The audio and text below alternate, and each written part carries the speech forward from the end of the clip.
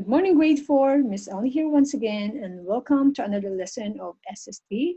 Today we are in lesson 3 of Unit 8, and we're going to talk about the transportation in the Midwest. So let's begin the lesson with our learning objectives.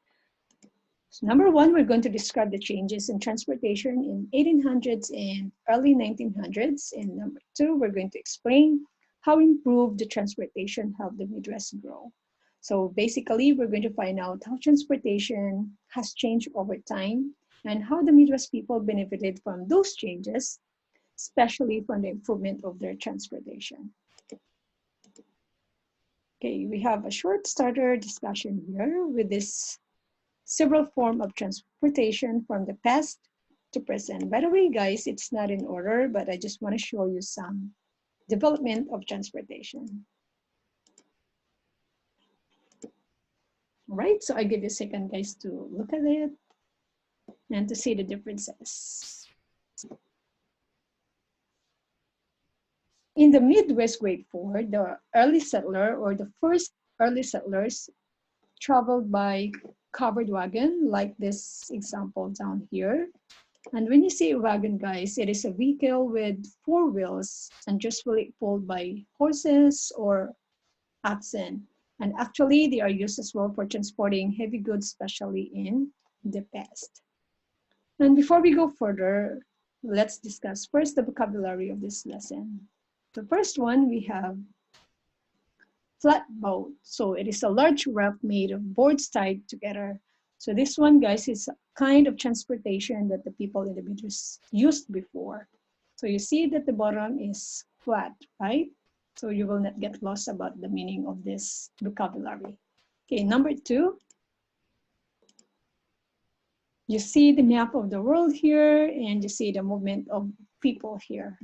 Okay, so the word is something that is a movement of people from one place to another. Can you guess the word, guys? All right, you might be correct. The word is migration. Okay, so by the way, when you see migration, it could actually happen temporarily or permanently, and it could happen within countries or between countries. And by the way, grade 4, migration is not only about people. In science lesson, we've learned that migration is a behavioral adaptation that helps animals survive, right? Okay, let's continue for number 3.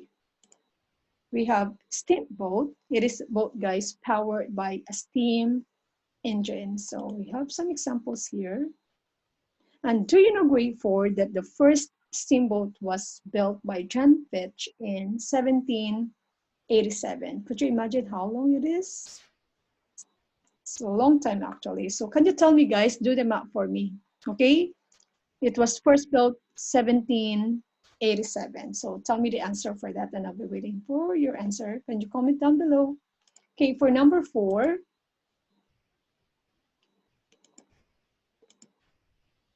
okay, we have the word entrepreneurs. Those are the people who start or run new businesses. So these people, guys, are creative, and you're the one who have inspiring idea about certain businesses. And I believe, grade 4, that some of you soon will become a great or successful entrepreneur, isn't it?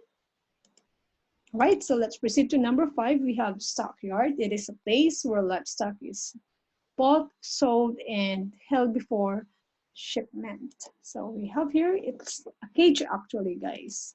So where the animals or livestock like hen or chicken, in general, horses. We have goats and cows. So there are several animals there. So they are kept in this cage, and then before heading to their place or to new place that they will be kept. Okay, next one, we have this one. We have assembly line, okay? It is a line of workers along with a product moves as it is put together one step at a time. Now look at this, guys. It is amazing, isn't it? This is actually a method, guys, of producing a large amount of items quickly and efficiently. It's pretty cool, right? I like it actually. Okay, so let's proceed to number 7. And this is the last word for the vocabulary. So we have mass production. So when you say mass production, it is a product, or a product is made more quickly and cheaply by using machines. So look at these pictures of pencils and pancakes. So they are produced, guys, in large quantities. And this is called mass production. So certain item like this, the demand, guys, is huge, right? So mass production is the answer if you're going to create something, if you're going to sell something huge in what huge quantity. So people or a certain company are using this kind of method. All right, so now let me discuss with you the content of this lesson. So let's begin with the river highways. So in the late 1700s, settlers began to use Midwest rivers for migration to west. So look at this map we have here. Remember the several rivers we have in the Midwest. So we have, example, Missouri River, we have Ohio and Mississippi River, right? Look at this one. So most of the pioneers grade 4 traveled by wagon before, but when they reached the Ohio River, many of them used or took flatboats, like right in this picture. So this kind of transportation, it had no power, so it could only travel downstream. And this kind of boat actually could be used only in shallow rivers. And before I proceed to the next slide, I have one question here. Why did many pioneers change from wagons to flatboats when they reached to Ohio River? Okay, it's very simple because river, guys, travel was faster than the travel by a wagon. Right, so let's continue here. In the late 1700s and early 1800s, Robert Fulton and others developed the so-called steamboat. Okay, look at this example. This kind of transportation way before it could travel upstream and it traveled downstream much faster than a flatboat. Okay, by the way, let me explain to you what's the difference between upstream and downstream. Okay, so when you see upstream, guys, it goes against the flow of the water. Look at this arrow, the green one. So if you're going or if you're heading this way, and then the flow of the stream is going this way, opposite side, so that is upstream. And then when you say downstream, right down here, the one in blue, so it follows, guys, the flow of the stream, and then you're heading in the same direction. All right? And the question here is, how did Steamboat change river travel?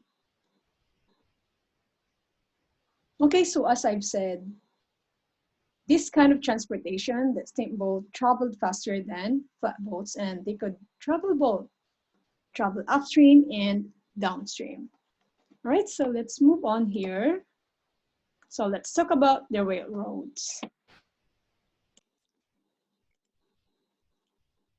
All right, so beginning in the mid of 1800s, railroad companies, guys, built miles of trains, tracks across the Midwest. So railroads helped the regions grow even more, or getting bigger actually. So more people arrive and older town grow larger.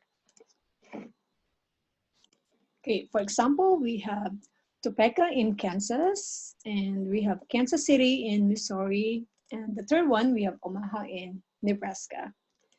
On grade 4, you know that Chicago, Illinois had become one of the world's busiest railroad centers by 1856. Now this one, guys, is amazing. Look at this. Nearly 100 trains arrived to or left from the city every day. Could you imagine? It's a lot, isn't it? All right, so we have one question again here. How did the railroad change the Midwest? So again, they helped the Midwest grow by producing or by providing easier way to settlers. Now let's talk about new businesses.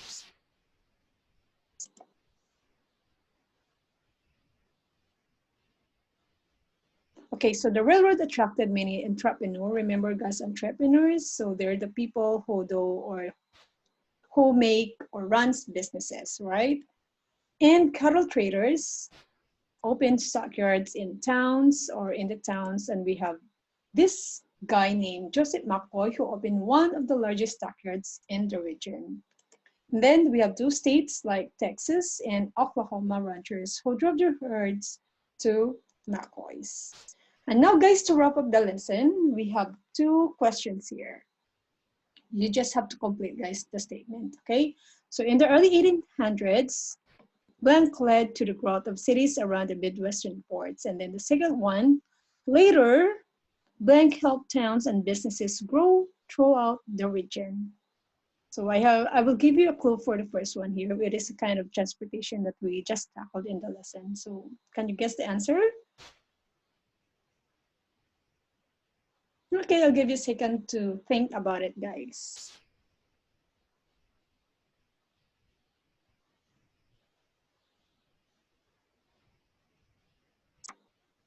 Okay, so let's see if the answer is correct. So first one, steamboats. And number two, we have railroads, guys. So in the early 1800s, steamboats led to the growth of cities around Midwestern ports. And then later in that time, railroads helped towns and businesses grow throughout the region. All right, grade 4. So again, that's for our lesson for today. I hope you learned something new. And please always stay safe and just stay home for now. And I'll see you soon. Goodbye, grade 4.